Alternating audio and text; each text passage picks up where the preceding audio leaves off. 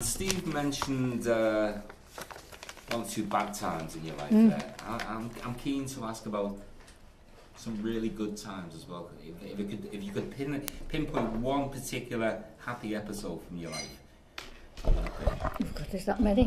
I've got lots of happy memories.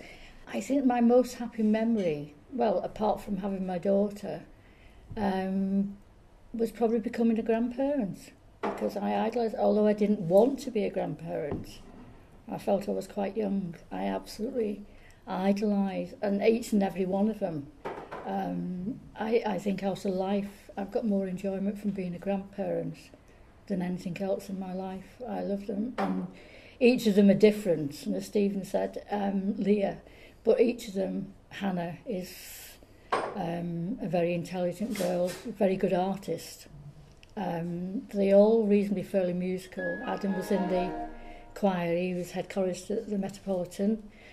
Josh was a good singer, but Josh is very good at maths, again drawing. Josh has got Asperger's, so he does have his difficulty, but I love him more because of that, and I will defend him to everybody. He can be very difficult. And as I say, Leah is in a class of her own. So I've got friends that don't understand that thing with grandparents, and I think you can be a parent, but once you become a grandparent, you will kill for your grandparents, for your grandchildren.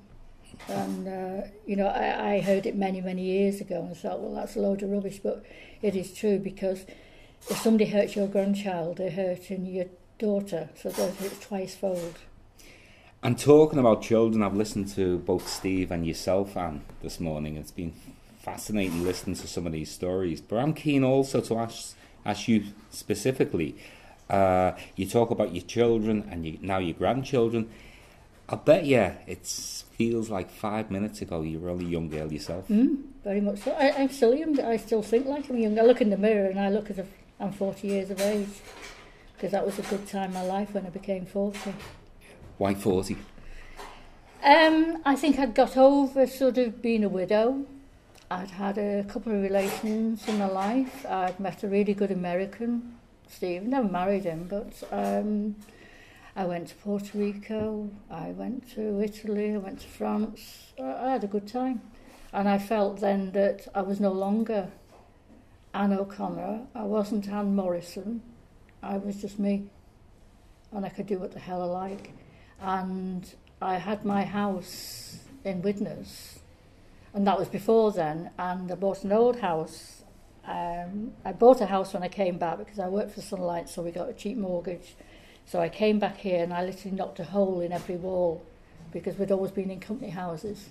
So I put a picture on every wall in the house, this is mine. From there, so I was burgled a couple of times, and I'd always hankered after having an old house. So I bought an old terraced house in Appleton Village in Widnes and did it up.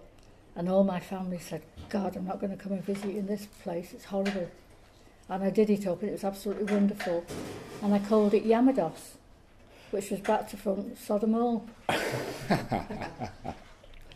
And that's my motto in life, that if you don't like what I say or what I do, sod you. And we're talking about mottos in life. I asked Steve the same question earlier. I'll ask the exact same question to you, Anne. The young generation now, you talk about your grandchildren growing up in this modern Britain. Any particular advice for young people these days about life and how to live it? I've always said it, and I always said it in work when I worked with young people, that you may think that you're doing something mundane, filing, whatever, because I worked in an office environment. But in years to come, that experience when you're a boss, you will always then be able to use those experiences, how mundane it is, and whatever thing or every person that you've met in life, you will bring that experience to the fore, and that will make you a much better person. And that's what I would always say to young people. Listen to other people, try to help other people, and it will make you a much better person.